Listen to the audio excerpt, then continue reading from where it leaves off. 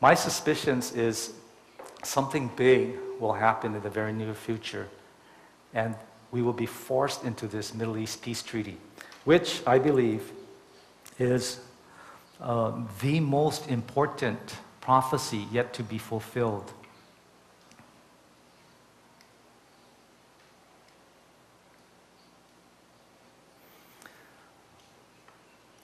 This news article says that Russia sends missiles to Iran. Iran president says that Israel's days are numbered. I kind of skipped over this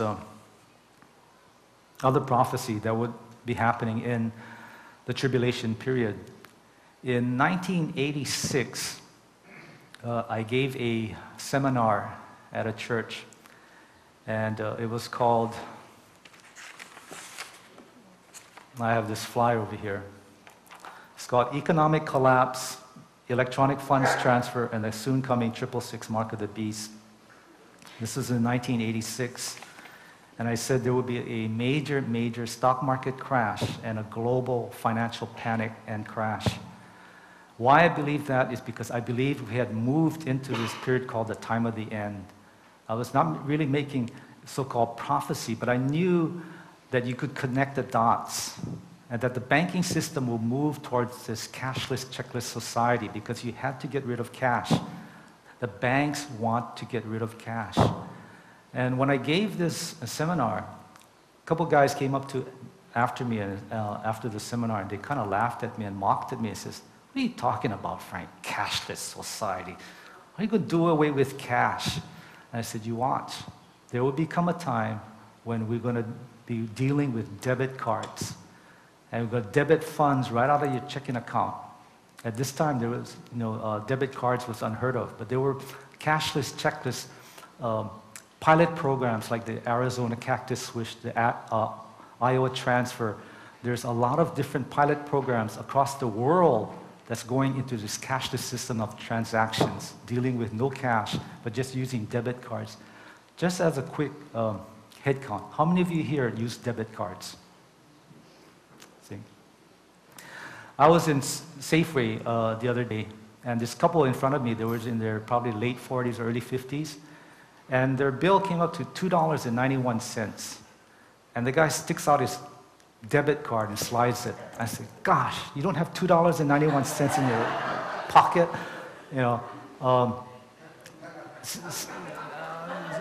I'm sorry, but I'm kind of old school. I use cash, and I get made fun of all the time, because I don't have a debit card, and I used to be in financial marketing, where we try to market financial products like debit cards, but I pay everything in cash.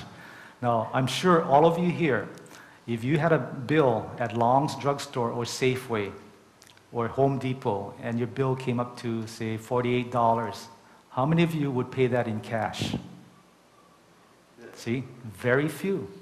And that's the trend of people today, of consumers, that are moving away from cash and going into the cashless, checkless society.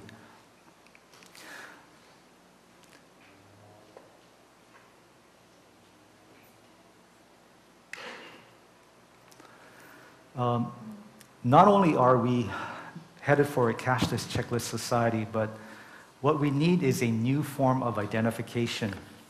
And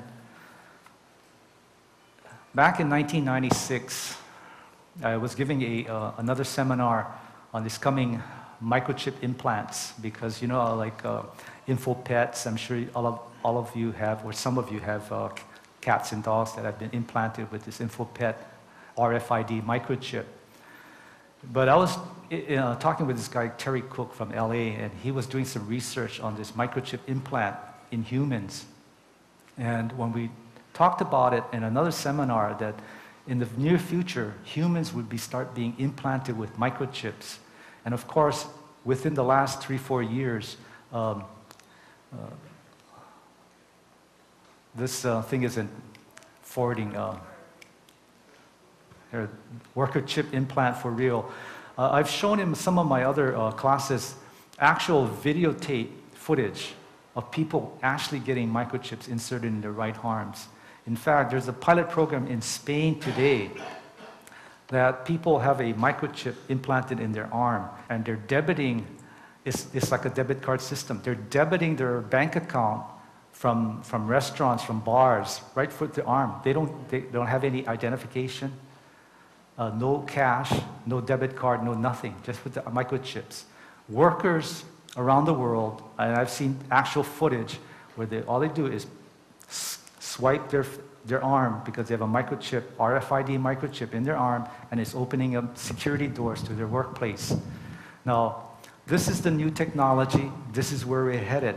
And this is where the antichrist will have control of the world's economy, the cashless, checkless society with a new economy, a new form of identification, a world peace plan, a world religion, and a world government.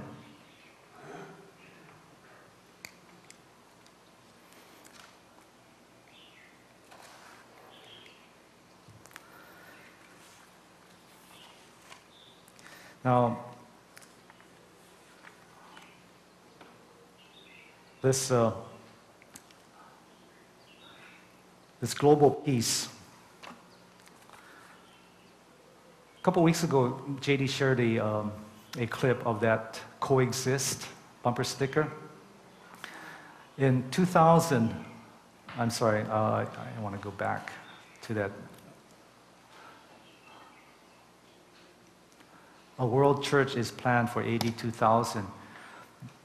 With the ecumenical movement, a push for a one world religion to unite all of the world religions to coexist with Islam, Buddhism, Catholicism, Christianity, everybody under one umbrella. This is the political correct way to do it.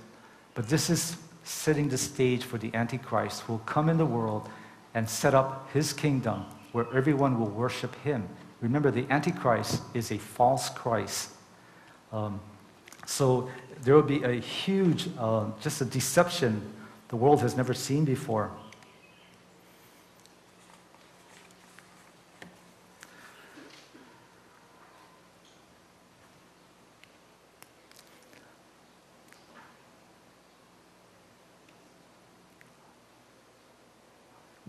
Okay, I think I... Well, anyway, there's a huge push. Again, I mentioned about this coming peace initiative in the Middle East. And this comprehensive Middle East peace treaty with Israel. Just last week, that I mentioned that Barack Obama is really, really pushing for this Middle East peace process. And I don't think peace will come to the Middle East anytime soon, okay?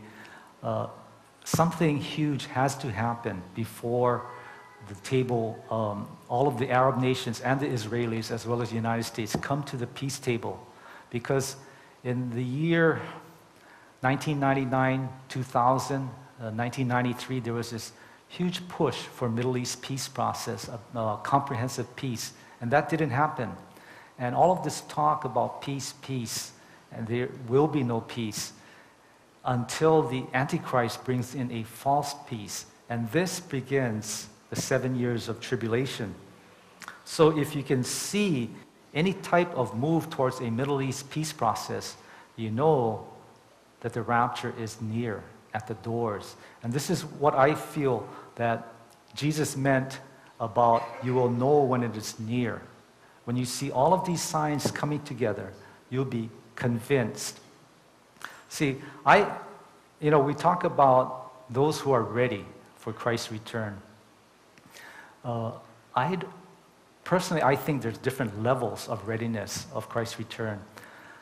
Let me give you an example. Level 1 readiness.